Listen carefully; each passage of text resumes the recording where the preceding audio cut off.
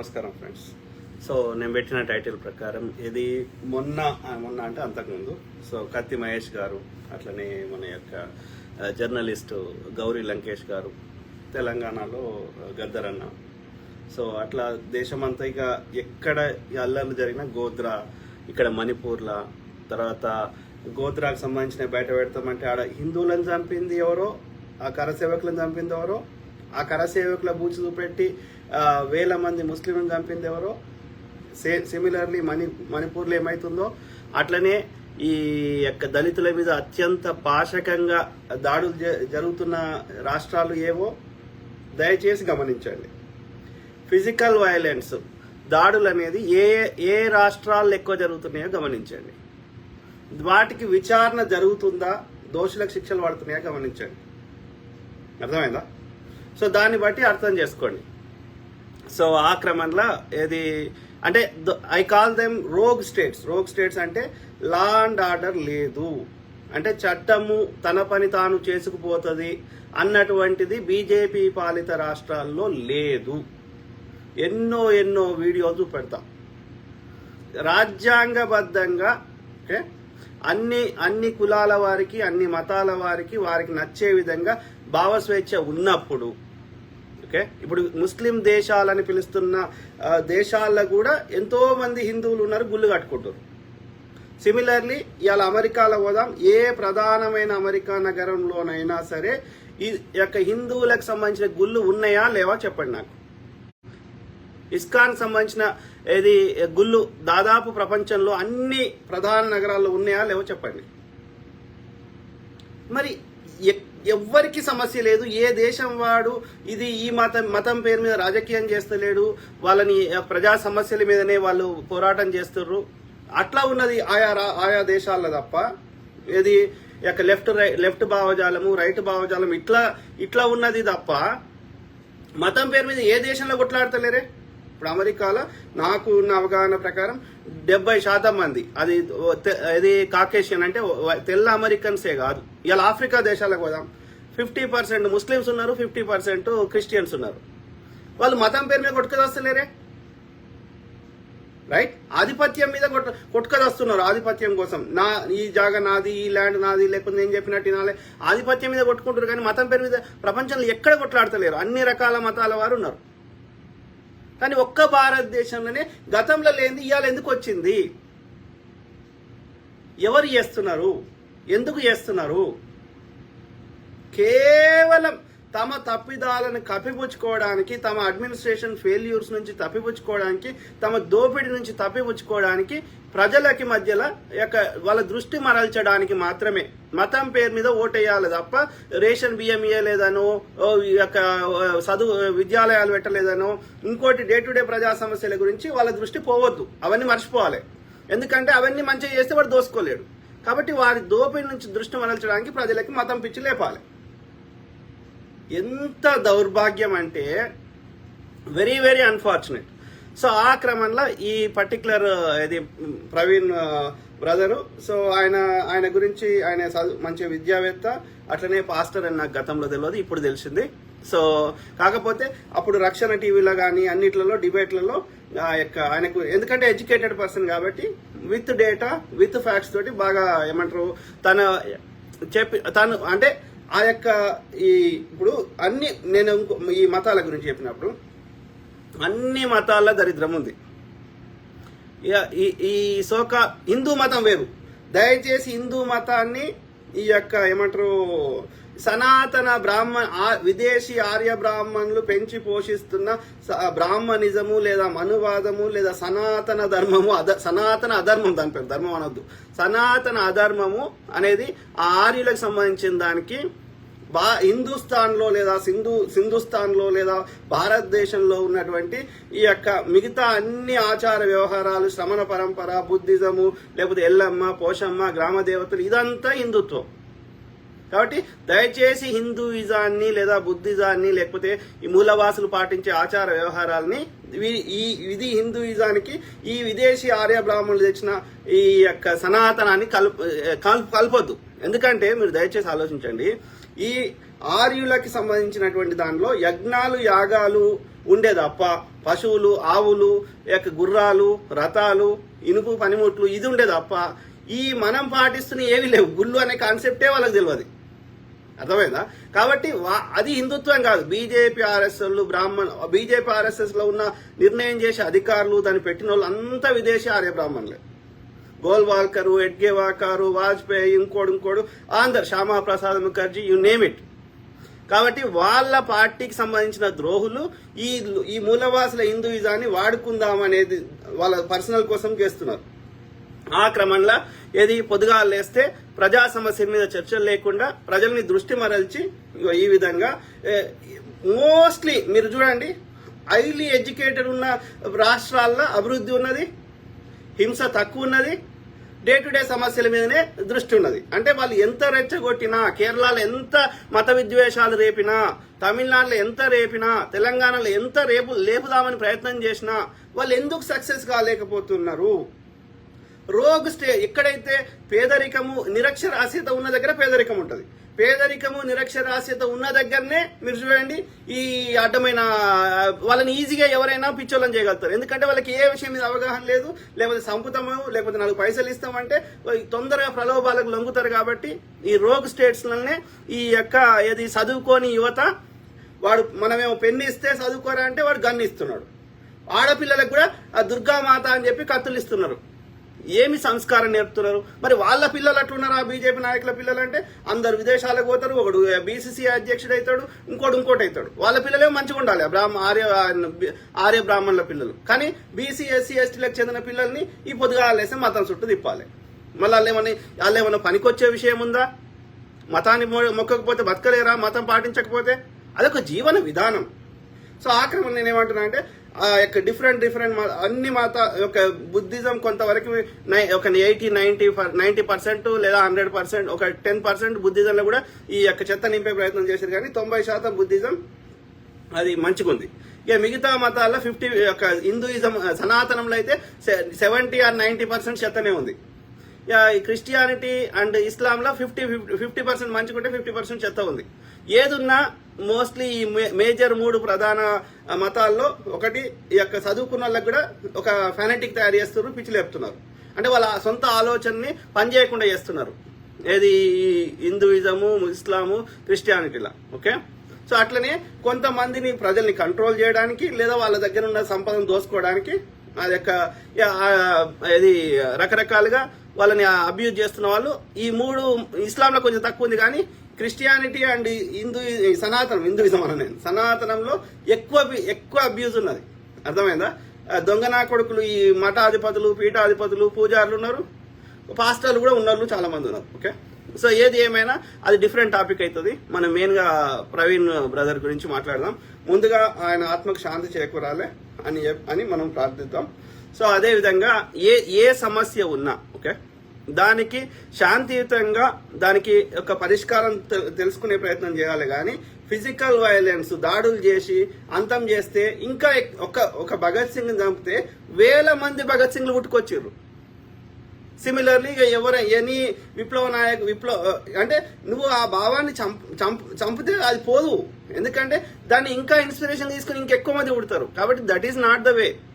నిజంగా ఏదన్నా ఇది నేనేమంటారు, ఈ కన్వర్షన్స్ విషయంలో వాళ్ళు నిజంగా ఆ భావజాలం నచ్చి వాళ్ళు కన్వర్ట్ అయితే ఎవ్వరికి సమస్య లేదు, ఏ మతం నుంచి ఏ మతంకైనా. కానీ అది ప్రలోభానికి గురి చేసో, వాళ్ళకి పిచ్చి లేపో, లేకపోతే పైసలు ఇచ్చో, ఇంకోటి చేసో అంటే అది కరెక్ట్ కాదు. ఓకే, దానికి సంబంధించి నువ్వే అధికారం ఉన్నావు కాబట్టి నువ్వు ఆల్రెడీ చర్యలు తీసుకున్నావు, విదేశం నుంచి ఫండ్స్ రాకుండా చేసినావు, ఇంకేమేమో చేసినావు, ఇంకా చట్టం తెచ్చే ప్రయత్నం కూడా చేసినావు. సో అది వేరే ముచ్చట. దాన్ని చట్టబద్ధంగా చట్టసభల్లో కొట్లాడతారు. కానీ ఈ ప్రవీణ్ పగడాల బ్రదర్ మీద ఏ కారణం చేత అయింది అనేది ఇప్పుడు అన్ని వాళ్ళు విజువల్స్, ఆ సీసీ ఫుటేజ్లు, తర్వాత మిగతా ఆధారాలు, మిగతా అందరూ విశ్లేషించిన కాడికి రకరకాల వర్షన్స్ చెప్తున్నారు. సో మనకి ఏమంటారు, మనం ఏదో ఒకటి మాట్లాడగలుగుతాం, కానీ దట్ ఈస్ నాట్ ఎవిడెన్స్. అంటే మనం ఏదో మాట్లాడేస్తే అది అది ఆవేశంలోనో బాధలను మాట్లాడతాం కానీ అది దాంట్లో పూర్తి వివరాలు తెలవాలంటే పోలీసు విభాగము నిష్పక్షపాతంగా విచారణ చేస్తేనే నిజాలు బయటకు వస్తాయి. అంతవరకు దాకా మనం ఏమైనా ఊహించుకోవచ్చు. ఓకే, సో అయితే ఇక్కడ ఏది ఆయన హైదరాబాద్లో ఉంటాడు, గోదావరి జిల్లాలకు చెందినట్టున్నాడు. సో ఆయన అంటే అతని యొక్క ఏమంటారు అతను మాట్లాడే భాష కానీ అతని యొక్క వాళ్ళ పూర్వీకులు కానీ వాళ్ళ చుట్టాలు అందరూ ఆంధ్రప్రదేశ్ గోదావరి జిల్లాకు చెందిన వాటిలాగా ఉన్నాడు. సో కానీ హైదరాబాద్లో సెటిల్డ్. సో హైదరాబాద్ ఉంటాడు. సో అన్ని విధాలా మంచి వెల్ సెటిల్డ్ అని అంటున్నారు. ఓకే, 200 మంది అనాథ పిల్లలకు కూడా ఇది తిండి పెడతాడు లేదా పోషిస్తాడు అని చెప్తున్నారు. సో ఆయన వ్యాపారాలు అది కూడా ఉన్నాయి అన్ని. అదే విధంగా పాస్టర్ చేస్తున్నాడని చెప్తున్నారు. సంతోషం. ఓకే, ఆయనకు నచ్చింది, ఆయన నమ్మింది 10 మందికి ప్రచారం చేస్తున్నాడు. అందులో నిజం అనిపిస్తే కొందరు ఆయన భావజాలానికి అట్రాక్ట్ అయితే కన్వర్ట్ అవుతుండొచ్చు. అది డిఫరెంట్ థింగ్. అతను చట్టపరంగా నేరం చేస్తే చట్టపరంగా చర్యలు తీసుకోవచ్చు. కానీ ఈ విధంగా ఈ చంపడం అనేది ఎవరు చంపినరా అది ఒకటి ఏంది అంటే వాడు చట్టానికి దొరకొద్దు కాబట్టి ఒకవేళ చంపాలనుకుంటే 2 రకాలుగా చంపుతారు. డైరెక్ట్ గా పొడిచి చంపేటోళ్ళు వాళ్ళు ఇక దొరికినా ఏం కాదు, మేము చట్టం మా చేయాలి, కేసు విచారణకు రాకుండా చేస్తాం, మేము ఏమైనా చేస్తామని అట్లా చేసేటోళ్ళు ఎవరు? మన యొక్క ఇద్దరు ఏమంటారు ఇద్దరు న్యాయవాదులు నడి రోడ్డు మీద హత్య చేశారు కదా. సో ఏమైతే అది అయింది అని వాళ్ళు చంపేటోళ్ళు మొన్న భూపాలపల్లిలో హత్య చేశారు కదా. సో అట్లా ఇక నడి రోడ్డు మీద బరి తెగించి చంపేటోళ్ళు ఇక అది వేరే లెక్క. ఏది మేము ఏమైతే మా పగ తీర్చుకుంటాం, లేకపోతే మా చట్టంని మేము ఎట్లా చేస్తామని అట్లా చేసి ఇక చట్టానికి విచారణ రాకుండా చేసి అధికారాన్ని దుర్వినియోగం చేసి ఇక దాన్ని వేరే రకంగా ఎఫ్ఐఆర్ మార్చేసి ఇంకోటి అది వేరే ముచ్చట. ఏది అది దొరికేటట్టు చేసేది. కానీ ఇది దొరకకుండా చేసేది 2 రకాలుగా చేస్తారు, 2 లేదా 3 రకాలుగా చేస్తారు. ఒకటి ఏంటి అంటే యాక్సిడెంట్ చేస్తే అది న్యాచురల్ డెత్ కాబట్టి, అంటే ప్రకృతి పరంగా న్యాచురల్ గా అయింది కాబట్టి దానికి శిక్ష ఉండదు. రెండోది హాస్పిటల్ తీసుకుపోయి ఒక మంది ఇచ్చేది ఇంకో మంది ఇచ్చి డోస్ ఎక్కువ ఇచ్చి అదొకటి. లేదు అంటే ఈ సైకియాట్రిస్ట్ దగ్గర పోయి పిచ్చి మందులు వేసేసి వాళ్ళంతటా వాళ్ళ ఆత్మహత్య చేసుకుంటాడు చేయడం. ఈ రకాలుగా చేసే అవకాశాలు ఉన్నాయి. అర్థమైందా? సో ఈ క్రమంలో చూసినప్పుడు గద్దర్ అన్నదేమో ఆయన హాస్పిటల్లో తీసుకుపోయి అది చేసారు. ఎందుకంటే ఆయన రాహుల్ గాంధీ తోటి ఉండే వరకు ఆయన పాపులర్ అయితే మళ్ళీ బీజేపీ కాంగ్రెస్ కి పాపులారిటీ ఇంకా ఎక్కువ పెరుగుతుందని గద్దర్ అన్నని నేను రాను అంటే కూడా ఒక 15-20 సార్లు పిలిచి ఆ విధంగా ఆయనకు హాస్పిటల్లో ఒక డోస్ ఇచ్చేది ఒక మంది ఇచ్చేది ఇంకో మంది ఇచ్చి గద్దర్ అన్న అట్లా చేశారు. ఇక మిగతా అన్ని కేసులలో ఫేక్ యాక్సిడెంట్సే. యాక్సిడెంట్లలో ఒక 10% నిజంగా జెన్యున్ గా జరుగుతాయి. రాత్రిపూటనో ఆ యొక్క ఎర్లీ మార్నింగో చీకట్లనో పోయినప్పుడు అది ఆ చీకట్లో కనబడక ఆ పెద్ద వెహికల్స్ చిన్న వెహికల్స్ గుద్దే అవకాశం ఉంటుంది. పెద్ద వెహికల్స్ గుద్దుకున్నా లేకపోతే తాగి నడిపినప్పుడు జరిగే అవకాశం ఉంటుంది. అర్థమైందా? అది 10%. మిగిలిన 90% అది ఏమంటారు హత్యలే. యాక్సిడెంట్ పేరు మీద హత్యలు చట్టం నుంచి తప్పించుకోవడానికి. సో ఆ క్రమంలో కత్తి మహేష్ అయితే ఆ పక్కకున్న డ్రైవర్ కు ఏమైనా పక్కకున్న మనిషికి ఒక్క దెబ్బ తగలే, కత్తి మహేష్ అయిపోయింది. అది ఎగ్జాక్ట్లీ కరెక్ట్. ఆయన ముందటికి పెద్ద వెహికల్ ఎట్లా వస్తుంది? అర్థమైందా? సో అది కంపల్సరీ హత్యనే. ఎందుకు కత్తి మహేష్ మీద అంత పగబెట్టిర్రు? రాముణ్ణి ఆయన ఏదో అన్నాడు, నాకు కరెక్ట్ గుర్తులేదు ఎగ్జాక్ట్ గా, అది అన్నాడు ఆ టీవీ స్టేషన్ లో. అప్పుడు ఆయన మీద పగబెట్టుకున్నారు. అర్థమైందా? ఈ బీజేపీ వాళ్ళు. ఎందుకంటే వాడు పొద్దుగాలేసి జై శ్రీరామ్ అనేవాటే, ఈయన వాళ్ళ మెయిన్ టార్గెట్ మీదనే కొట్టవాటే. సో కాబట్టి ఆయన మీద పగబెట్టుకొని ఒక పథకం ప్రకారం ఈ జనసేనకు సంబంధించిన వాళ్ళు ఆ నెల్లూరు ప్రాంతంలో నెల్లూరు నుంచి చెన్నై పోతుంటే చేసిర్రు. అయినా ఆయన బతికేటోడు. ఆయన ఈ పక్క ఆయనకి అంత దెబ్బలు తగలేదంటే ఆయనకు కూడా తగలే. కానీ కావాలని అపోలో హాస్పిటల్ చెన్నైలో పోయినాక అక్కడ కావాలని ట్రీట్మెంట్ ఇప్పాక అతన్ని ఈవెన్ ఆ యొక్క మన ఇది నడి రోడ్డు మీద వామన్ రావు న్యాయవాదులు ఉన్నారు కదా, అన్ని కబ్జాల కేసులు వేస్తున్నారని 2 హస్బెండ్ వైఫ్ నరికిరు కదా. అప్పుడు భార్య అప్పుడే చనిపోయింది. కానీ ఆ భర్త చనిపోలే. నాకు నీళ్ళు అని అడుగుతున్నాడంట. కావాలని నీళ్ళు ఇవ్వలేదు. హరీష్ రావు ఫోన్ చేసి మీరు ట్రీట్మెంట్ ఇవ్వద్దని చెప్పిండంట. Same thing with Kathi Mahesh గారు. సో చెన్నై అపోలో హాస్పిటల్లో ఉంటే ట్రీట్మెంట్ ఇవ్వద్దని ఇవ్వకుండా చంపేశారు. ఎందుకంటే ఆయన బతికి బయటకు వస్తే వాస్తవాలు బయటకు వచ్చే అవకాశం ఉంది కదా. అర్థమైందా? సో కాబట్టి అవి 100% హత్యలే. కానీ విచారణ లేదు. ఇదైతే ఈ కేసు అయితే విచారణకు వస్తే లేదు. ఇప్పుడు భూపాల విచారణకు రాదు. ఈ యొక్క కత్తి మహేష్ ఏమో యాక్సిడెంట్ గా అది మార్చేసారు. అర్థమైందా? సో ఈ ప్రవీణ్ పగడాల కేసులో అది హత్యనా యాక్సిడెంట్ అనేది. ఎందుకంటే ఆయన కారు ఉంది, ధనవంతుడు, అన్ని ఉన్నాక ఆయన అర్ధరాత్రి ఒంటరిగా బైక్ మీద ఎందుకు పోతున్నాడు అనేది పెద్ద క్వశ్చన్ మార్క్ కదా. ఆయన డే టైంలో ట్రావెల్ చేయాలి, ఫస్ట్ థింగ్, అది పెద్ద తప్పు. ఓకే, తర్వాత ఒంటరిగా పోకుండా ఒక 2-3 ఫ్రెండ్స్ని తీసుకొని పోవడంలో తప్పు లేదు. ఒంటరిగా అర్ధరాత్రి ఆ బైక్ మీద ఎందుకు, నీకు అంత అవసరం ఏమొచ్చింది తెలియదు. Okay, so question mark. So దాంతో పాటు ఇక వాళ్ళు అక్కడ ఉన్న సీసీ ఫుటేజ్, 2 సీసీ ఫుటేజ్లు ఇచ్చారు. ఒకటేమో అది ఎక్కడ మన కొవ్వూరు దగ్గర, అది టోల్ గేట్ పాస్ అవుతున్నాడు, పక్కకు వెహికల్ ఉంది, ఆ పక్క నుంచి మెల్లగా పోయి అక్కడ నుంచి ముందుకు పోయిండు. సో ఇక మెల్లగా పోతున్నప్పుడు అది మెల్లగానే పోతారు కదా, అది కొంచెం దూరం పోయినాక ఫాస్ట్గా పోతారు కదా. సో కాబట్టి ఆ మెల్లగా పోయిన దానికి ఏం చెప్పలేం కానీ, కాకపోతే హెడ్ లైట్ అనేది పగిలి ఉంది. ఆ చనిపోయినప్పుడు పగిలే ఉంది, ఆయన చనిపోయిండు, ఆయన మీద వెహికల్ ఉంది, ఆ వెహికల్కి హెడ్ లైట్ లేదు. అట్లనే ఆ కొవ్వూరు దగ్గర ఉన్న సీసీ ఫుటేజ్లో హెడ్ లైట్ లేదు. మరి హైదరాబాద్లో స్టార్ట్ అవుతున్నప్పుడు సీసీ ఫుటేజ్ ఉందా? ఆ సీసీ ఫుటేజ్ ఎప్పుడు, ఆ యొక్క హెడ్ లైట్ ఎప్పుడు వలిగింది? అది స్టార్టింగ్ నుంచి లేదా, లేకపోతే మధ్యలో ఎక్కడైనా వలిగిందా? అది తెలవాలంటే అంతకుముందున్న సీసీ ఫుటేజ్లు మనకు కావాలి, లేకపోతే వాళ్ళ కుటుంబ సభ్యులను అడగాలి. అర్థమైందా? సో అది మరి హైదరాబాద్ నుంచి అంత దూరం ఎందుకు బైక్ మీద పోతున్నాడు ఆయన ఒకడు? ఆయన ఒక పాపులర్ పర్సనాలిటీ, ఆయనకు థ్రెట్ ఉంది అని తెలిసినాక కూడా ఎందుకు పోయిండు? ఇక భగవంతుని తెలవాలి. ఓకే, సో ఆ విధంగా ఇప్పుడు ఈ పూర్తి వివరాలు తెలవాలంటే ఆయన మిత్రులని, ఆయన కుటుంబ సభ్యులని, ఆయన ఎక్కడెక్కడ పోయిండు, ఆయన ఇంకోటి సెల్ ఫోన్, ఆయన సెల్ ఫోన్ మొత్తం ఈ ఫోరెన్సిక్ 2 రకాలుగా ఉంటుంది ఇన్వెస్టిగేషన్ లో. ఒకటి ఏంటి అంటే ఫోరెన్సిక్ విభాగం, అంటే వాళ్ళ ఫోరెన్సిక్ విభాగం ల్యాబ్ ద్వారా ఏంటంటే ఫోన్ కి ఫోరెన్సిక్ విభాగం ఉంటుంది, ఫోన్ ని ఫోరెన్సిక్ చేస్తారు. అట్లనే అక్కడ దొరికిన ప్రతి ఆధారానికి చేస్తారు, ఆ కట్టె కావచ్చు, ఇంకోటి కావచ్చు, రక్తం మరకలు కావచ్చు, ఇంకోటి కావచ్చు. అంటే అది దాంట్లో పూర్తి సమాచారం తెలుస్తుంది ఫోరెన్సిక్ రిపోర్ట్ లో.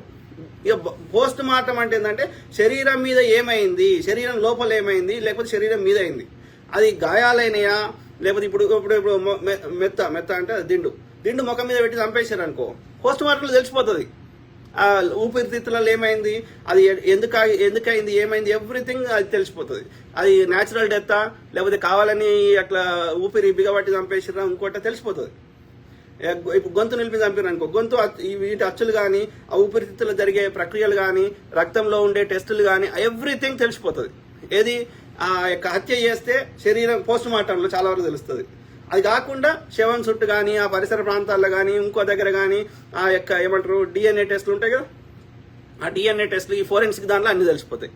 సో ఫోన్ ఫోరెన్సిక్ లో కూడా ఆయన ఎవరితో మాట్లాడిండు, ఏ ప్రాంతాల నుంచి ఆయన ఎక్కడెక్కడికి పోయిండు, అది రోడ్డు మీదకి వెళ్ళి పోయిండా, రోడ్డు పక్కకి వెళ్ళి పోయిండా, ఇంకో దగ్గరికి పోయిండా, ఎవ్రీథింగ్ తెలిసిపోతుంది. అది కాకుండా ఆ టైం లోపల ఎప్పుడైతే ఆ కొవ్వూరు దాటిన తర్వాత నుంచి, లేకపోతే అంత మొత్తం ముఖ్యంగా ఆ యొక్క 2-3 గంటల ఆ ప్రాంతంలో ఎన్ని వెహికల్స్ ఆ ప్రాంతం నుంచి పోయినాయి. సో అవి వాటి డీటెయిల్స్ కావాలి. ఎందుకంటే అన్ని సీసీ కెమెరాలు ఉన్నాయి కాబట్టి వాటి బండి నంబర్ని బట్టి ఆ మొత్తం బండ్ల గురించి తెలిస్తే మనము ఎవరు అనుమానము ఎవరిది అయి ఉంటుంది అనేది తెలుసుకునే అవకాశం ఉంటుంది. అర్థమైందా? అంటే ఏం చెప్తున్నా, ఇది ఎవరు చేయగలుగుతారు? సామాన్యుల దగ్గర అవన్నీ సిస్టమ్స్ లేవు కదా. సీసీ ఫుటేజ్లు ఎవరి దగ్గర ఉంటాయి? గవర్నమెంట్ దగ్గర ఉంటాయి, రైట్? సో అట్లనే ఈ ఫోరెన్సిక్ ఇవన్నీ వ్యాలిడిటీ ఎవరు ఇస్తారు? నువ్వు నేను చేసేది కాదు కదా. ఆ శాంపుల్స్ అవన్నీ గవర్నమెంట్ కదా, పోలీసులే కదా కలెక్ట్ చేసింది. కాబట్టి ఇవన్నీ విచారణ తేలాలి. అంటే నిష్పక్షపాతంగా ఈ పోలీసులు కానీ, ఆ యొక్క ఇన్వెస్టిగేషన్ విభాగాలు కానీ చేసినప్పుడు నిజాలు బయటకు వచ్చే అవకాశం ఉంటుంది. అట్లనే వాళ్ళందరినీ ఇంటర్వ్యూలు కూడా చేస్తారు, దానికి సంబంధించిన వాళ్ళందరినీ. ఎవరికి ఫోన్ కాల్ పోయినాయి, ఏం మాట్లాడిర్రు, ఏమేం ప్లాన్ ఉండే, ఆయన ఏడికి పోదాం అనుకున్నాడు, ఏమైంది, ఎవ్రీథింగ్. నువ్వు నేను ఎన్ని చెప్పినా అది దానికి వ్యాలిడిటీ ఉండదు. ప్లస్ అది కంప్లీట్ ఇన్ఫర్మేషన్ కాదు, ఒక 1% ఇన్ఫర్మేషనే ఉంటుంది. కాబట్టి మనం కోరుకోవాల్సింది ఏంటంటే పోలీసులతోటి కొట్లాడి యొక్క ఎందుకంటే మోస్ట్ ఆఫ్ ద కేసులలో ఏం చేస్తారంటే ఆ బీజేపీ కేంద్రంలో ఉన్నాడు కాబట్టి ఈ కేసులో ఏది యాక్సిడెంట్ గానే రాసేసేయరా అని చెప్పి అది కేసును క్లోజ్ చేసే ప్రయత్నం చేస్తారు. అర్థమైందా? దాన్ని ఇంకా ఇప్పుడు హత్య అనుకో, అది ఇంకా కాంప్లికేటెడ్ అవుతుంది. ఇప్పుడు అందరు మిగతా ప్రజలు, ముఖ్యంగా దళిత సంఘాలు కానీ, క్రిస్టియన్ సంఘాలు కానీ ఇంకా పెద్ద గొడవ చేస్తారు కాబట్టి అది ఇంకా పెద్ద ఇష్యూ అవుతుంది. కాబట్టి ఆ ఇష్యూ కింద కావద్దంటే దాన్ని యాక్సిడెంట్ కింద రాయించే అవకాశం ఉంటుంది. ఇవాళ ఇంత ఉన్న ఆవేశం ఒక 10 రోజులకో, 20 రోజులకో, నెల రోజులకో ఉండదు. వాళ్ళకి తెలుసు, 6 నెలలకు మర్చిపోతారు. సో కాబట్టి 6 నెలల తర్వాత అది యాక్సిడెంట్ అని చెప్పేస్తారు, అయిపోయింది. సో అది ఇక ఎవడు సపోర్ట్ ఇప్పుడు నా ఆవేశం ఉండదు, అర్థమైందా? నెల రోజులకే ఉండదు, 10 రోజులకే ఉండదు. సో కాబట్టి ఆ యొక్క ఈ నిజంగా ఏది ఇట్లాంటి పునరావృతం కావద్దు అంటే ఇప్పుడు ఇది మనం లైట్ తీసుకున్నాం అనుకో, ఏముంది తప్పించుకోవచ్చు కాబట్టి మళ్ళీ ఇంకోరి మీద చేసే అవకాశం ఉంది కదా. ఒకవేళ న్యాచురల్ డెత్ అయితే కానీ అయినా సరే అది న్యాచురలా ఇది ఇట్లా జరిగింది అనేది విచారణ రాని. కాబట్టి వెనుకకు పోకుండా గట్టిగా ఈ విచారణ నిష్పక్షపాతంగా జరిగేటట్టుగా కొట్లాడాలి. మిగతా అన్ని సీసీ ఫుటేజ్లను ఇవ్వాలి. అట్లనే అని రెగ్యులర్ బేసిస్ ఎవ్రీ 2 days కి 3 days కి వాళ్ళు ప్రెస్ కాన్ఫరెన్స్కి వచ్చి పోలీసులు కానీ ఇన్వెస్టిగేషన్ అధికారులు ఆ కేసు మీద అప్డేట్ ఇవ్వాలి. అర్థమైందా? ఈయన నిజంగా ఎవరైనా తప్పు చేస్తే వాడిని శిక్ష పడాల్సిందే. అర్థమైందా? ఇప్పుడు కాదు, ఉల్టా అనుకోండి. ఇప్పుడు ఒక సాధువునో సంతునో లేకపోతే ఒక మఠాధిపతినో పీఠాధిపతినో ఒక బీజేపీ ఆర్ఎస్ఎస్ కార్యకర్తనో ఎవరైనా చంపారు అనుకుందాం ముచ్చట కోసం, వాళ్ళు వానికి దోషులు వేయకుండా దోషులు విచారణ కూడా ఉండదు. అనుమానం వస్తే వాని ఇల్లులను కాలబెడతారు. ఎలా గోద్రాల ఆ కరసేవకులని ఆడికెళ్ళి పోయి వస్తుంటే ఆ ట్రైన్లో కాలబెట్టింది ఎవరు? ఇదే బీజేపీ ఆర్ఎస్ వాళ్ళు. ఓకే, ఏది 130 మందిని ఎంతమందిని చంపారు. ఆ చంపిన కరసేవకుల శవాలని ఓపెన్ టాప్ జీబులు వేసుకొని మొత్తం మైకులు పెట్టుకొని మన హిందువులను దాడి చేసిర్రని ఆ యొక్క ఏమంటారు ఒక దావానలం లాగా విష ప్రచారం చేసి వాళ్ళందరినీ కావాలని బీజేపీ ఆర్ఎస్ఎల్ని అందరినీ రెచ్చగొట్టి కత్తులిచ్చి ఒక 3000 మందిని ఊచకొద్ద కోసి ఒక బాయి నిండా నింపిర్రు. అర్థమైందా? అంటే నేను చెప్తున్నా, ఇప్పుడు ఈ ప్రవీణ్ పగడాల గారి కేసు బదులు ఒక బీజేపీ ఆర్ఎస్ఎస్ కార్యకర్తను ఇవ్వడం చచ్చిపోయి ఉంటే, అది న్యాచురల్ డెత్ అయినా నిజంగా చంపినా, ఇవాళ ఒక ఏమంటారు ఒక 50 మందో 1000 మందో ఏమంటారు చర్చిలు గులగొట్టేటోళ్ళు, ఒక 50 మందినో 100 మందినో క్రిస్టియన్ సోదరులను చంపేసేటోళ్ళు. కానీ ఇలా రివర్స్ లా మనం చంపుతాం అంటలేము, మనం ఏమంటలేము. మనం న్యాయ విచారణ చేసి వాడు ఓడి చేసిండో వాడిని శిక్షలేమని అడుగుతున్నాం. అప్పుడు మళ్ళీ ఇట్లాంటి పునరావృతం కావేమో అని ఆశపడుతున్నాం. అర్థమైందా? కాబట్టి నేనేమంటున్నా అంటే ఇట్లా ఈ రెచ్చగొట్టి యువకులని చదువుకోని యువకులని ఆ విధంగా భావోద్వేగానికి గురి చేసి అట్లా చేసినా డైరెక్ట్ పోయి హత్య చేసేటోళ్ళు ఉండరు. వాళ్ళు ఏదో బిర్యానీ ఇస్తారంటే గొడవలు చేస్తారు, రాళ్ళు వేస్తారు. కానీ చంపే అంత చేయాలంటే కంపల్సరీ వాళ్ళకి సుపారీ ఇవ్వాలి, పైసలు ఇవ్వాలి. అట్లనే వాళ్ళని కేసుల నుంచి రక్షిస్తా అని హామీ ఇస్తే అన్ని ఇస్తే వాడు పైసల కోసం చేస్తాడు. అర్థమైందా? అంటే ఒక పథకం ప్రకారం చేయించాలి. అయితే నేనేమంటున్నా, ఇక్కడ దేశంలో జరిగినాయి కానీ రాష్ట్రాలు జరిగినాయి కానీ ఈ ముఖ్యంగా బీజేపీ పాలిత రాష్ట్రాలు కానీ ఆంధ్రప్రదేశ్ తెలంగాణ కంటే అన్ని విషయాల్లో వరస్ట్ ముఖ్యంగా శాంతి భద్రత విషయంలో. కాబట్టి ఇప్పుడు ఆంధ్రప్రదేశ్కి ఎందుకు పెట్టుబడులు వస్తలేవు? నేను స్వర్ణ ఆంధ్రప్రదేశ్ చేస్తా, నేను హైటెక్ సిటీ కట్టినా ఇంకోటి కట్టినా అని ఇన్ని చెప్తున్నా చంద్రబాబు నాయుడు, మరి తెలంగాణలో వచ్చిన ఎందుకు వస్తలేవు? ఆలోచించండి. ఎందుకంటే మీ దగ్గర ఏది ఈ మంచి ఏమంటారు ఓషియన్ ఫ్రంట్ ఉంది, ఎన్నో ఉన్నాయి. మా తెలంగాణ కంటే కూడా ఎక్కువ రిసోర్సెస్ ఉన్నాయి. మీకు భూమి వైశాల్యం పెద్దగా ఉంది. అర్థమైందా? ఈ ఓషియన్ ఫ్రంట్ కింద ఎన్ని రకాలుగా ఎన్నెన్నో దేశాలు, ఇవాళ ఏమంటారు థాయిలాండ్ ఉంది, ఏముంది ఓషియన్ తప్ప, ఇంకా చాలా దేశాలు ఆ ఓషియన్ వాడుకొని వాళ్ళు ఏమంటారు టూరిజం రంగాన్ని ఎంత వృద్ధి చేసుకున్నారో, టూరిజం మీద బతికేస్తారు. మరి ఇన్ని రిసోర్సెస్ ఆంధ్రప్రదేశ్కున్నా ఎందుకు డెవలప్ అవుతలేదు? ఫస్ట్ టర్మ్ ఉన్నాడు చంద్రబాబు నాయుడు గారు, ఇప్పుడు వచ్చిండు. హైదరాబాద్ సైబరాబాద్ ఆయనే కట్టిండంట, కానీ మరి ఆంధ్రప్రదేశ్ ఎందుకు కట్టి చేయలేకపోతున్నాడు? కారణం ఏంటంటే అక్కడ కులం పిచ్చి మహా పిచ్చి ఉంది. అట్లనే చదువుకోని వాళ్ళు ఎక్కువ ఉన్నారు, ఎడినా కొడుకులు ఎక్కువ ఉన్నారు. ఏమంటారు వాళ్ళని ఈజీగా ఫూల్స్ చేయొచ్చు. అట్లనే హింస, కిరాతకము, అరాచకము, విచ్చలవిడితనం ఉంది. ఇట్లాంటి జాగాలకు అంతెందుకు ఆంధ్రప్రదేశ్ సంబంధించిన వాళ్ళే ఓకే వాళ్ళ ఇండస్ట్రీస్ అన్ని హైదరాబాద్లో తెలంగాణలో పెట్టుకున్నారు. ఆంధ్రప్రదేశ్ నుంచి వదిలేసి ఒక ఆయన విశాఖపట్నంలో రియల్ ఎస్టేట్ రంగం చేస్తే ఆయన వచ్చి హైదరాబాద్లో చేస్తున్నాడు. ఎందుకంటే ఆయన ఒకటి కమిషన్లు మొత్తం దాదాపు అన్ని అడిగేస్తున్నారు, ఏ పార్టీ అయినా సరే. దాంతోపాటు వాడిని సంపుతాము కాలబెడతాము బూడిద చేస్తామంటే ఏం చేస్తాడు? ఒక 10 కోట్లు పట్టుకొని పోయినావు, ఒక 100 కోట్లు పట్టుకొని పోయినావు, లేకపోతే 1000 కోట్లు పట్టుకొని పోయినావు. నీ కంపెనీ ఆడు ఉంటుందో కాదు కాలబెడతారో తెలియనప్పుడు నువ్వు ఆ 1000 కోట్లు వారవసుకుంటావా? Common sense. సో అది రోగున్నాయి అవి. అప్పుడే అంతకుముందు ఇప్పుడు చూడు చుండూరు, కారం చేడు ఇట్లాంటి సంఘటనలు ఎక్కడ జరిగినాయి? పోయి గుడిసెలు ఎవరు కాలబెట్టిర్రు? సో ఇది ఈ కులం పిచ్చి అనేది భయంకరంగా ఉంది. ఆంధ్రప్రదేశ్లో అది అది ఎవడు పోషించి నేను అనుకుంటున్నా తెలంగాణ లేదు, మళ్ళా మిగతా చోట్ల లేదు, గంత లేదు, కొంచెం కొంచెం ఉంది. కానీ అది అది వేల సంవత్సరాల నుంచి వచ్చిన కొంచెం కొంచెం ఉంది. ఇప్పుడు కర్ణాటక తీసుకోండి, తెలంగాణ తీసుకోండి, కేరళ తీసుకోండి, తమిళనాడు తీసుకోండి, ఈ ప్రోగ్రెసివ్ ఉన్న ఈవెన్ మహారాష్ట్ర తీసుకోండి, ఇక్కడ లేవు, ఈ బెల్ట్ లేదు. అయితే ఆ నార్త్ ఇండియాలో ఉంది, ఈ ఆంధ్రప్రదేశ్లో ఉన్నది. ఆంధ్రప్రదేశ్లో నా అనుమానం ప్రకారం ఏంటంటే ఆంధ్రప్రదేశ్లో ఎందుకు ఉంది మీరు చూడండి, గోదావరి జిల్లాలు, గుంటూరు అటు దిక్కున్నది కానీ ఇటు దిక్కు లేదు. మళ్ళీ భద్రాచలం ఇటు దిక్కు తెలంగాణ ఆనుకొని లేదు. రాయలసీమలో కూడా ఫ్యాక్షనిస్టులు ఉన్నది కానీ మరీ గింత ఈ ఆంధ్రాలోనే ఎక్కువ ఉన్నది. మీరు చూడండి, అబ్జర్వ్ చేయండి. నా అనుమానం ప్రకారం ఏంటి అంటే ఆ యొక్క ఏది అది ఇదేమో రాష్ట్ర కూటులు మిగతా సౌత్ ఇండియన్ పాలకులు పరిపాలించారు ఏది ఈ ప్రాంతాలు, మిగతా ప్రాంతాలు.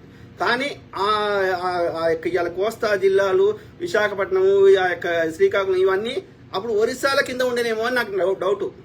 ఆ కళింగ సామ్రాజ్యం కింద అప్పుడు ఉండేనేమో అని డౌట్. ఎందుకంటే మీరు చూడండి, ఎక్కువ బుద్ధిజానికి సంబంధించిన అన్ని ఆ ప్రాంతాలనే దొరుకుతున్నాయి రిలేటివ్లీ. ఏది ఈ అమరావతి, ఇవన్నీ గుంటూరు, ఈ నాగార్జున కొండ, ఇవన్నీ.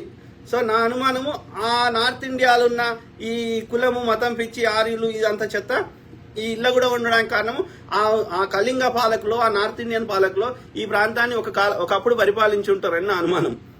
అర్థమైందా? సో ఏది ఏమైనా ఈ కులం పిచ్చి ఎక్కువ ఉన్నది.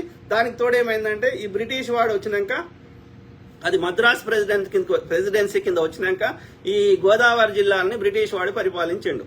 అప్పుడు ఏమైపోయింది మీరు చూడండి, ఏది భారతదేశంలో ప్రోగ్రెసివ్ గా ఏదైనా విప్లవాలు జరిగినాయి, అభివృద్ధి జరిగింది, లేకపోతే విద్యాలయాలు వచ్చినాయి, ఏదైనా ఒక లిటరేచర్ వచ్చింది, సామాజిక ఉద్యమాలు వచ్చినాయి, మూడు నాలుగు జాగాలనే వచ్చినాయి. ఎక్కడ వచ్చినాయి? బ్రిటిష్ వాడు ఎక్కడ పరిపాలించిండో అక్కడ వచ్చినాయి. ఏది వాడి బేసెస్ అన్ని ఎడబెట్టుకున్నాడు? ఫస్ట్ కలకత్తాలో పెట్టుకున్నాడు, ఫస్ట్ బొంబాయిలో పెట్టుకున్నాడు. అది గుజరాత్ బొంబాయి వేరు కాదు, అప్పుడు ఒకటే ఉండే.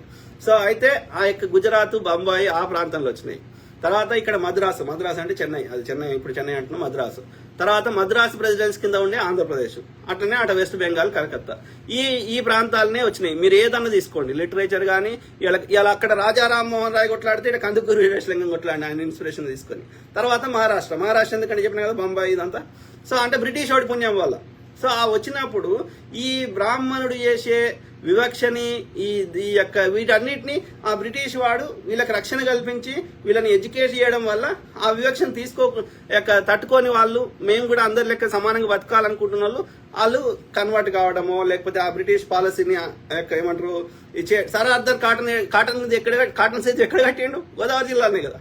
అంటే గోదావరి జిల్లాలో బ్రిటిష్ వాడి ఇన్ఫ్లుయెన్స్ చాలా ఉండే. అట్లనే మన యొక్క సికింద్రాబాద్, మన దగ్గర కూడా ఉన్నాయి కదా సికింద్రాబాద్, అన్ని యొక్క ఏమంటారు Christian machineries, Christian school, Wesley, ఇంకా ఏమో ఉన్నాయి కదా, సెయింట్ మేరీస్. ఎందుకు వచ్చినాయి సికింద్రాబాద్లో? ఎందుకంటే అప్పుడు నిజాం గారు వాళ్ళ ఆర్మీని ఈయనకి సొంత ఆర్మీ లేకుండే నిజాంకి. కాబట్టి బ్రిటిష్ వాడు రక్షణ కల్పించిండు. వాళ్ళ యొక్క ఆర్మీకి వాళ్ళని ఆర్మీ ఉంచుకోవడానికి ఈ నగరం కట్టించిండు సికింద్రాబాద్. సో ఆ విధంగా సికింద్రాబాద్ లో వాళ్ళు ఉన్నప్పుడు వాళ్ళకి మిషనరీస్ లో బెస్ట్ స్కూల్ ఎడ్యుకేషన్ ఇస్తామంటే ఆ గోదావరి జిల్లా నుంచి ఇక్కడ మంచి ఎడ్యుకేషన్ ఇస్తామంటే వచ్చి సెటిల్ అయిన వాళ్ళు చాలా మంది ఉన్నారు. ఇప్పుడు ఉంటారు, ఇప్పటికి కూడా ఉంటారు. East Marredpally, west Marredpally, Secunderabad, Andhra settlers చాలా మంది ఉంటారు. ఓకే, అయితే నేను ఏం చెప్తున్నా అంటే ఇక్కడ ఏది ఆ కన్వర్షన్ కారణాలు ఏంటి అంటే, ఎస్ మేము ఏమంటారు మంచి ఎడ్యుకేషన్ ఇస్తాము, ఇవన్నిటి ఇలానేమో ఎప్పుడు దరిద్రంగా బతకాలి, ఈ యొక్క వివక్షకు బతకాలి, ఓ మంచి బట్ట కట్టుకోలేము, మంచి తిండి తినలేము. కాబట్టి వాడు అన్ని ఇస్తా అంటే పేదోళ్ళు, పోయిన వాళ్ళు, ఆ యొక్క ఏమంటారు ఆ నీచంగా బతకడానికి ఇష్టం లేని వాళ్ళు కన్వర్ట్ అయి ఉంటారు. సో కాబట్టి నువ్వు నేనేమంటున్నా, ఇప్పుడు కాదు ఎగ్జాంపుల్ చెప్తున్నా. ఇప్పుడు ఆఫ్రికాలో ఉన్నారు, ఎవరు ముస్లిమ్స్ ఉన్నారు, క్రిస్టియన్స్ ఉన్నారు. ఒక ఆఫ్రికా దేశంలో ఉన్న క్రిస్టియన్స్ ఇంకో ఆఫ్రికా దేశంలో ఉన్న క్రిస్టియన్స్ మా క్రిస్టియన్స్ కాబట్టి ఇక మీరు ఏం చేసినా చెప్తే వింటాం అంటున్నారా? క్రిస్టియన్ దేశాలు కొట్లాడుకుంటలేవా? అమెరికా క్రిస్టియన్ దేశము, అట్లనే యూరోప్ లో క్రిస్టియన్ దేశాలు, అట్లా అనేక దేశాలు ఉన్నాయి. అయితే వాళ్ళు ఇప్పుడు అమెరికా, రష్యా క్రిస్టియన్ దేశాలే కదా, మరి కొట్టుకుంటలేరా?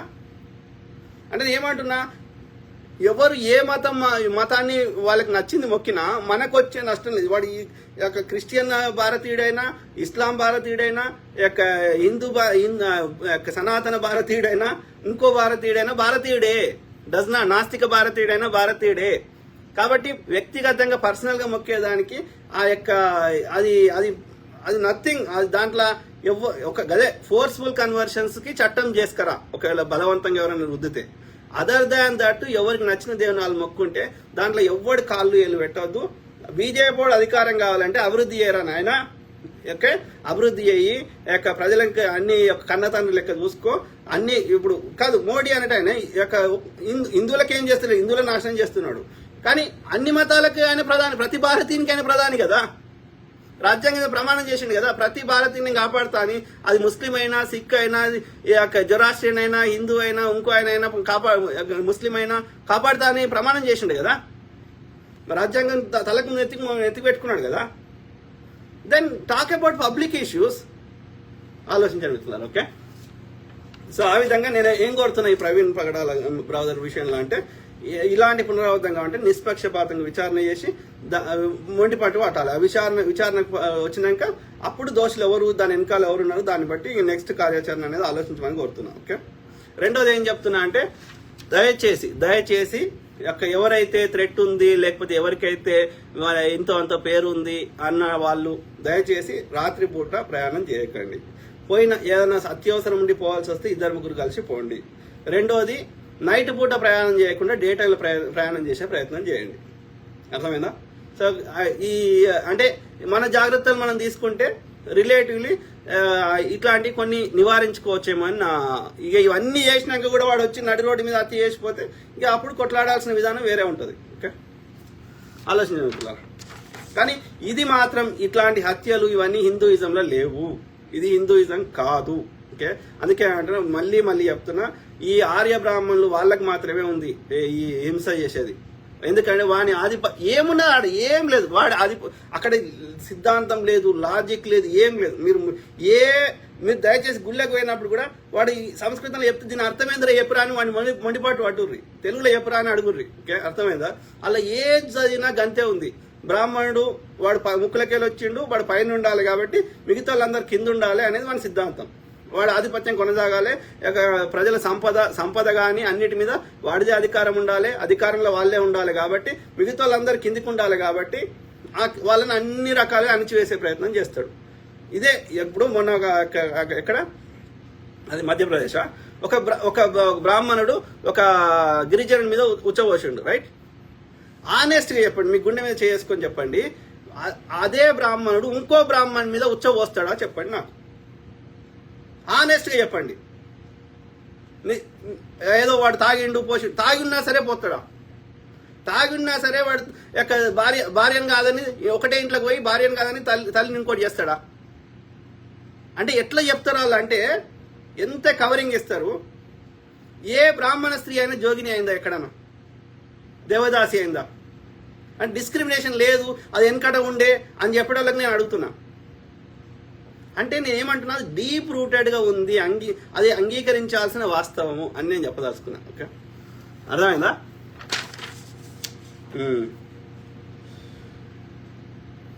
సో ఇది ఇంకోటి ఏమంటున్నా అంటే, ఇట్లా దాడులు చేస్తే మీరు చూడండి, ఈ దాడులు చేసే ఆంధ్రప్రదేశ్ చెప్పినా అట్లనే ఉత్తర భారతదేశంలో ఏ రాష్ట్రం అని తీసుకోండి, దాడులు జరిగే దగ్గరికి ఏ పెట్టుబడిదారు రాకపోతే అభివృద్ధి జరగదు, ప్రజలకి పని కల్పించబడదు, పేదరికం ఉంటుంది, నిరక్షరాస్యత ఉంటుంది, వాళ్ళు గట్టనే బతకాల్సి వస్తుంది. ఎవడో దొడ్డు రేషన్ బియ్యం ఇచ్చే తప్ప వాడికి డే టు డే బతుకుదరు నడవదు. కాబట్టి ఆ పరిస్థితి రావద్దు అంటే అన్నిటికంటే ముఖ్యమైనది లా అండ్ ఆర్డర్ ఉండాల్సిందే, శాంతి భద్రతలు ఉండాల్సిందే. అర్థమైందా? లేకపోతే ఇప్పుడు చూడండి, మీరు ఆంధ్రాకి సంబంధించిన వాళ్ళు వ్యాపారస్తులు ఇంతో అంతో వాళ్ళు ఏమి శాతం ఎక్కడికి పోలేని వాళ్ళు మాత్రమే ఆంధ్రప్రదేశ్లో ఉన్నారు.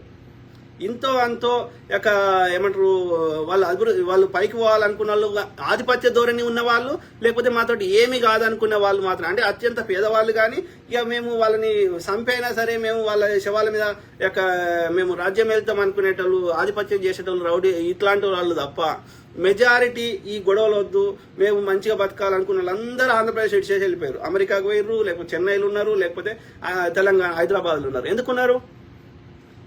ఆంధ్రాలు ఇప్పుడు సంక్రాంతి వస్తే అందరూ పోతారు. మళ్ళా అట్లాంటి వాళ్ళు మెజారిటీ హైదరాబాద్లో ఎందుకున్నారు ఐటీ మీరు ఇవన్నీ చూడండి, ఈ నానక్రామ్గూడ, గచ్చిబౌలి, మాదాపూరు, జూబ్లీహిల్స్, బంజారా హిల్స్, దిల్ష్ నగర్, కొత్తపేట, గిత్తపేట అంతా హైదరాబాద్ మొత్తం ఓల్డ్ సిటీ కొన్ని ప్రాంతాలు తీసేస్తే ఒక మోర్ దాన్ 50% దాకా ఆంధ్రలో దాదాపు ఉన్నారు అన్ని మేజర్ ప్రైమ్ లొకేషన్స్ అన్ని. ఎందుకు అట్లాంటి హైదరాబాద్ లాంటి నగరాన్ని మరి ఆడ చెన్నై ఉంది, బెంగళూరు ఉంది, ఇంకోటి ఉన్నప్పుడు ఆంధ్రప్రదేశ్లో ఎందుకు కట్టుకోలేకపోతున్నారు? మీకు ఇంత టాలెంట్ ఉంటే కారణం ఏంది అంటే మీ లోపల ఇది ఏమంటారు, ఈ కులపిచ్చిని, అరాచకాన్ని కంట్రోల్ చేసే శక్తి లేదు, మీకు తెలుసు. కాబట్టి ఇక మీరు పండుగ పబ్బానికి ఆడికి పోవాల్సిందే. కానీ ఈడ మీకు రక్షణ ఉంది, తెలంగాణలో కానీ, చెన్నైలో కానీ, ఇంకో అమెరికాలో కానీ. ఆంధ్రప్రదేశ్ లేదు. ఇప్పుడు రామోజీ ఫిల్మ్ సిటీ ఆయన కానీ, ఇంకో ఆయన రామానాయుడు కానీ ఆడ పెడతా అని ట్రై చేసి మేము మీకు ఏం కావాలన్నా ఇస్తాం రమ్మని అడుగుతారు. చంద్రబాబు నాయుడు అడిగిండు, జగన్ గారు అడిగారు, అయినా ఎవరు పోతలేరు. అప్పుడు చెన్నైలో ఉండి ఆ సినిమాలు తీసిర్రు ఎన్టీఆర్ గారు వీళ్ళందరూ. కానీ ఆంధ్రప్రదేశ్లో ఏనాడు వాళ్ళు ప్రయత్నం చేయలేదు, చేయరు కూడా. ఎందుకంటే మీ డిఎన్ఏలో లోపం ఉంది. ఓకే, మీకు అరాచకం ఎక్కువ ఉంది, అర్థమైందా? అది సో అది మిత్రులారు. ఇక అట్లనే ఇక బీజేపీ గురించి ఎంత నీచులు అంటే ఇక వాళ్ళంతా గలీజ్ నా కొడుకులు ఈ భూమి మీద లేరు. ఓకే, ఇవాళ ఏది ఆ నక్సలైట్లను ఏరివేస్తామని చెప్పి నిజంగా వాళ్ళు అసలు వాళ్ళ ఉనికే తగ్గిపోయింది. ఓకే, ఒకప్పుడు ఉన్నట్టు లేదు. వాళ్ళందరూ కూడా చాలా మంది జనజీవన స్రవంతులు కలిసిపోయారు.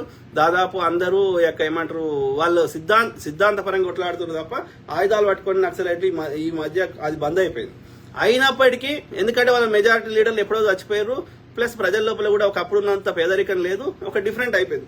అయినా సరే ఇప్పుడు వాళ్ళ గిరిజనులను అందరిని పట్టుకొని నక్సలైట్ల పేరు మీద గిరిజనులను చంపేస్తున్నారు. ఎందుకని?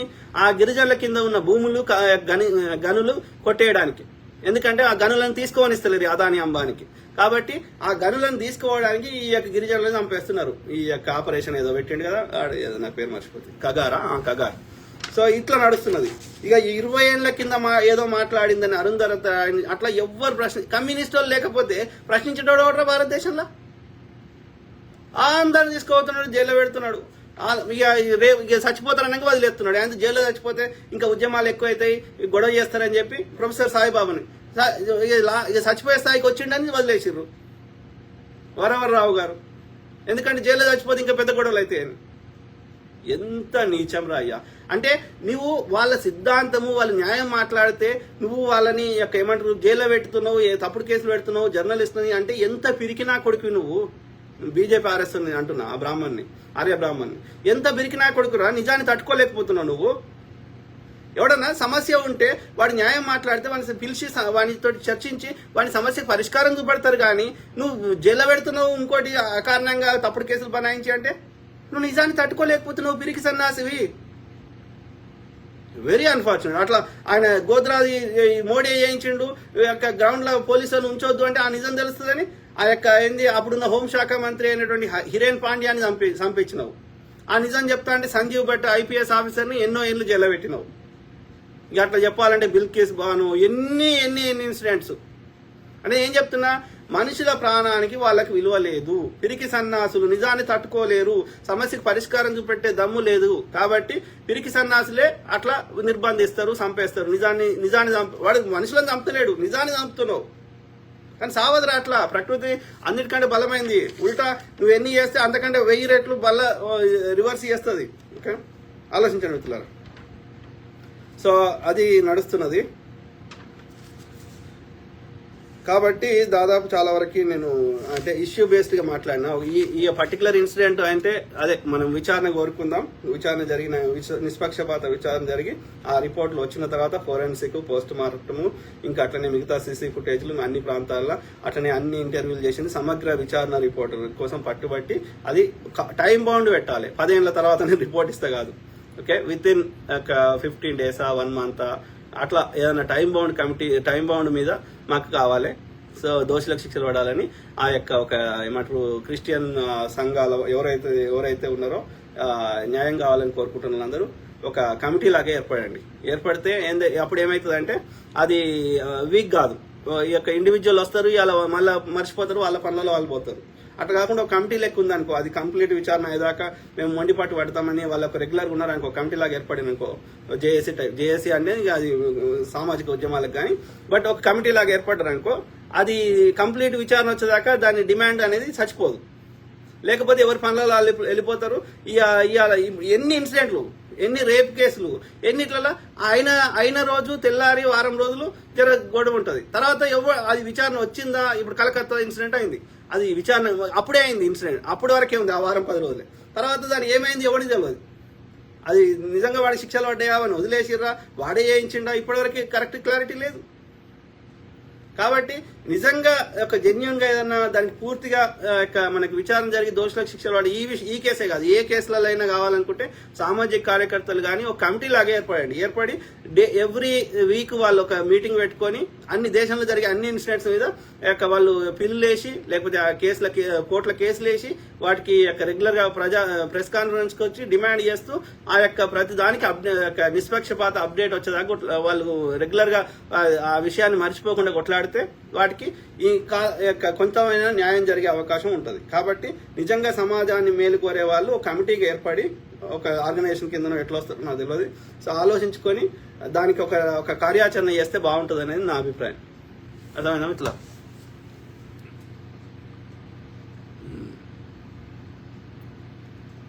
మసూద్ ఖాన్, నమస్తే అన్న. నమస్తే బ్రదర్.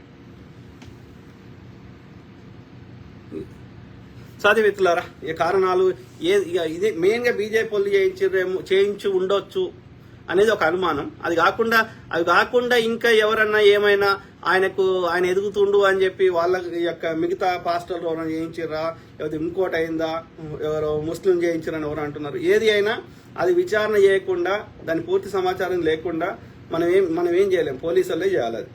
ఓకే, ప్రభుత్వమే చేయాలి. ఓకే, ఐ కీప్ టాకింగ్, మాట్లాడుతూనే ఉంటా, ప్రతి అంశం మీద అవగాహన చేసే ప్రయత్నం చేస్తా, అట్లనే మీ తరఫున వాయిస్ ఇస్తా. ఓకే, సర్వే జన సుఖినో భవంతు, have a great day. Okay, take care, bye.